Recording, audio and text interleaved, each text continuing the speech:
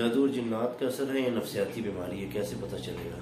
ہاں واہ جی واہ، نفسیات تو قرآن مانتا ہی نہیں، وہ تو کہتا ہے نفسیات کا معنی ہے وسوسات کی بیماری۔ وسوسہ، ایک آدمی ہاتھ دھوتا رہتا ہے، وسوسہ ہے جی، کیا جی پاک نہیں ہوا۔ ایک آدمی ہر وقت کپڑے چھڑتا رہتا ہے، جھاڑتا رہتا ہے، یہی ہے نفسیات۔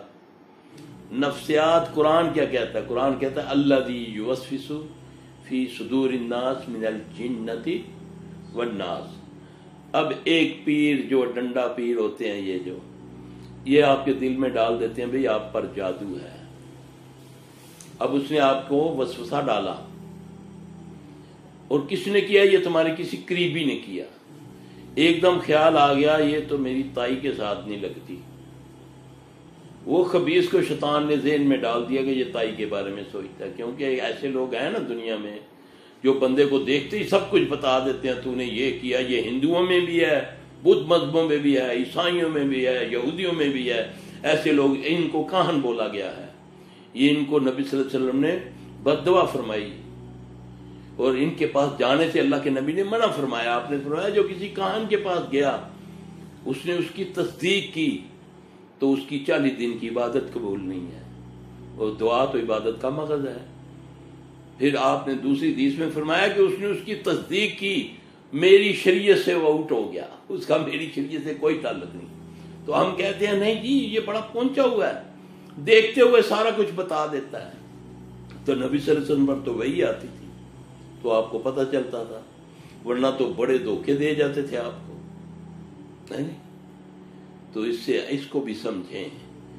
تو یہ جو اپنا دل میں آپ کو وسوسے ڈال دیتے ہیں، یہ جب انسان نے وسوسہ ڈالا تو جو تمہارے ساتھ جن شیطان ہے وہ اس کو اور زیادہ کرے گا، کیونکہ اس نے کہہ دیا کہ بھی تیرے تو کسی قریبی نے لگتا ہے کہ تیری نا کوئی تائی ہے یا پھوپھی اس نے کیا ہوا ہے۔ اب کیونکہ وہ جنات تو ہمیں نظر نہیں آتے، ہمارے گھروں میں ہمارے ساتھ رہتے ہیں، ان کو تو نالج ہے۔ اب وہ رات کو خواب میں بن کے آئے گا، پھوپھی بن کے یا تائی بن کے آئے گا، ایسا کرتب دکھائے گا، تمہیں پکا ہو جائے گا، کیونکہ وسوسہ انسان نے ڈال دیا، اب جن اس کو اور زیادہ ڈالے گا۔ اللہ قرآن میں کہتا ہے الذی یوسوس فی صدور الناس من الجنۃ والناس، اس پر قرآن مکمل ہو گیا۔ اب وسوسہ سب سے خطرناک چیز ہے، ایٹم بم سے بھی زیادہ خطرناک ہے۔ ایک دم اللہ کی تعریف سے قرآن شروع ہوتا ہے، اعوذ باللہ من الشیطان الرجیم، بسم اللہ الرحمن الرحیم، الحمدللہ رب العالمین، اور مکمل کہاں ہوا؟ الذی یوسوس فی صدور الناس من الجنۃ والناس۔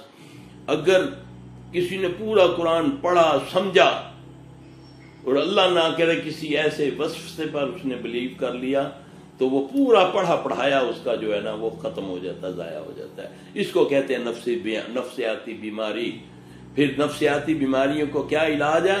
نشے کی دوائیں دے دیتے ہیں ڈاکٹر، وہ پھر کیا کرتا ہے، وہ پہلے ہی خبیث نشہ تو چاہتا ہے، 5 چیزوں پر تو یہ غالب آتا ہے بندے کے اوپر، جن 5 چیزوں کے اس کے دماغ پر قبضہ کر لیتا ہے۔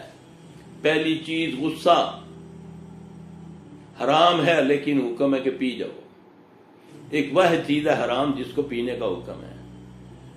دوسرا خوف، جب خوف ہے دعا پڑھ لو، آیت الکرسی پڑھ لو۔ خالد بن ولید رضی اللہ تعالیٰ عنہ کو جب خوف کی تکلیف تھی تو آپ صلی اللہ علیہ وسلم نے اس کو ایک دعا بتائی، اعوذ بکلمات اللہ التامات من غضبی وعقابی وشر عبادی ومن همزات الشیاطین یحضرون۔ یہ خوف کا علاج ہے۔ غم میں اللہ تعالیٰ کی ہے، اقلام پڑھو گے، انا للہ و انا الیہ راجعون پڑھتے جاؤ گے، دل کو دھارس ملے گی۔ اللہم استر عوراتنا پڑھتے جاؤ، یا حی یا قیوم برحمتک استغیث پڑھتے جاؤ، انشاءاللہ دل کو دھارس ملے گی، سکینہ اترے گی۔ 3 ہو گیا۔ چوتھی چیز نشہ، نشے پر بھی یہ غالب آ جاتے ہیں۔ آپ دیکھا نہیں مزاروں میں، مزاروں پہ چرسے پیتے ہیں، یہ بھنگ پیتے ہیں جی، پھر یہ نشے سے بندے کے اندر چلے جاتے ہیں۔